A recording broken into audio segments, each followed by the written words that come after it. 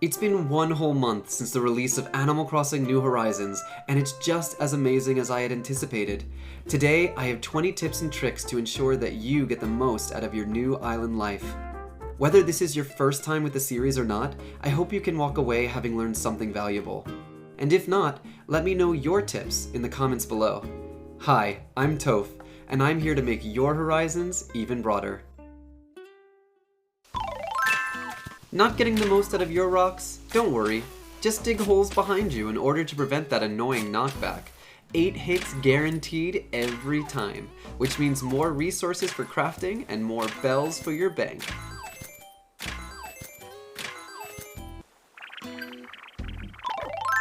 Speaking of rocks, are they getting in the way of your island mapping? Just pop a fruit and destroy that bad boy. They'll respawn somewhere else the next day, so don't worry too much about permanently deleting rocks off your island. And if you don't like the next spot either, just rinse and repeat.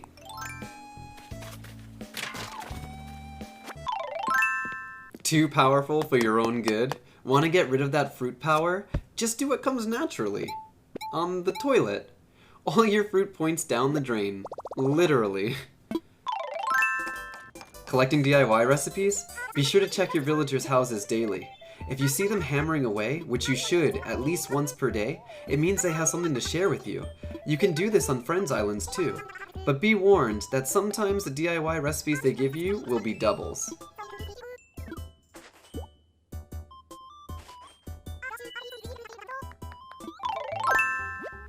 Additionally, if you have Amiibo cards, you can scan them at the resident services to have an animal visit your campsite.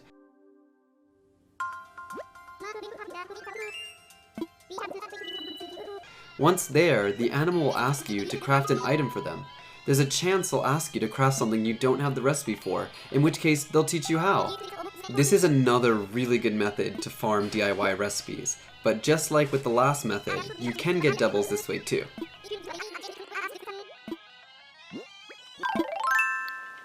Back to the Amiibo, if you visit Harv's Island and scan your Amiibo cards or figures, you can unlock posters of those characters in Nook shopping. You can scan all of your cards or figures in one sitting if you just remove characters once you've hit the max of 10.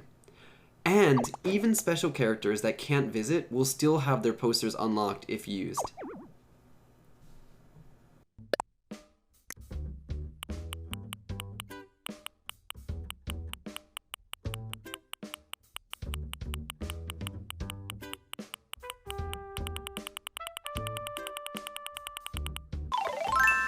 Did you know that you can find 2 pieces of furniture hidden in your trees every single day?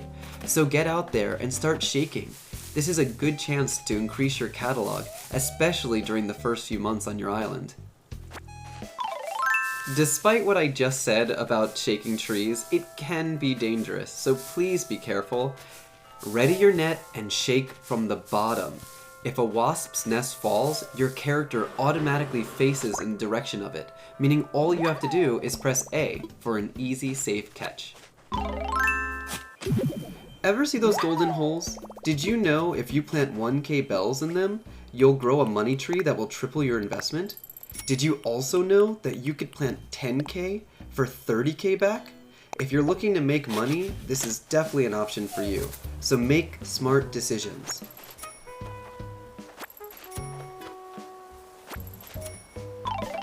Are you tired of running to the resident services or your home when you need to craft? Or even worse, running out of space for resources in your pockets? Consider making a crafting station on your island for easy access, or at the very least, carry a DIY table in your pockets, so you can craft on the go. While we're here at the crafting station, let's do a bit of customization. Here's a hot tip. Use customization kits to refresh your tools before they break. It's much more resource friendly, and you can make your tools look super cute. If you do a lot of crafting and customization just like I do, you know how slow it can be. So here's another good tip for you. Double tap the A button to speed up the process. Sometimes a rush job is just what you need. Like previous entries of Animal Crossing, talking to Sable comes with rewards. Talk to her daily to have her open up to you about her and her family. Once she does, she'll give you a pattern set and will continue to do so every day you talk to her. If you like customizing, you'll definitely want this. Another thing you should be doing daily is buying from Nook Shopping. If you order up to 100 items, you can unlock a mobile version of the shopping service. Spend that coin, bell. A lot of the tips I have given are also important in that they unlock Nook Mile achievements. Number 15 is no different, but perhaps a bit harder to do if you don't start early. Be sure to sell weeds, shells, and fruit as often as possible. It's easy money, especially if you sell non-native fruit, and will eventually net you some decent Nook Miles. But, as I said, it will take a while as you have to sell thousands of each. Good luck! While it's nice to make sure your look is on point, you shouldn't forget about your villagers. Sometimes you have the option to give them items, and if you give them clothing or accessories, they'll wear them around town. Not to mention, they'll give you something in return. So go out there and make all of your villagers fashionistas.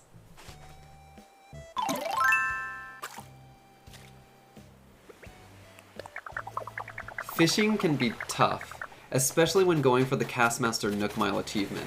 But if you want a nearly fail-proof tip to easy catching, here it is. Close your eyes. Really, by listening for the sound of the lure, rather than the sight of it, you'll be able to focus and react much more quickly.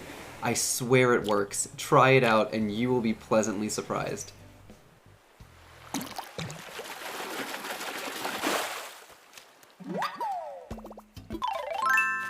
On the bug catching side of things, be sure to unequip your net when hunting for tarantulas or scorpions. Fun fact, as you can see in this clip from my Twitch channel, they won't attack you unless they feel threatened, aka when you're holding your net, so only equip it when you're absolutely ready. But don't take too long like I did, because apparently they can despawn. Moving structures in Animal Crossing is expensive. Added on top of that the stress of terraforming your island to perfection, you definitely don't want to make hasty decisions. Try using paths or flowers to mark the spots you want to move buildings to first, so you can get an idea for what your layout will look like ahead of time. And if you're not sure how large a building is, use those same flowers or paths or even a shovel to measure with holes. Plan accordingly, plan smart, plan ahead.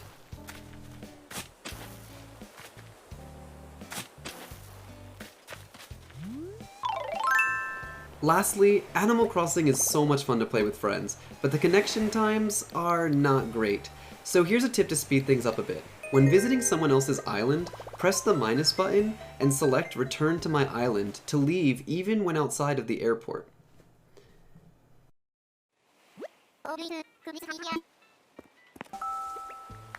Likewise, if friends are visiting your island and perhaps overstaying their welcome, you can use the minus button to end the session and kick everyone out at once. This is really useful if you have a full island and don't feel like waiting for everyone to leave individually. So there you have it, my top 20 tips for Animal Crossing players, new and old.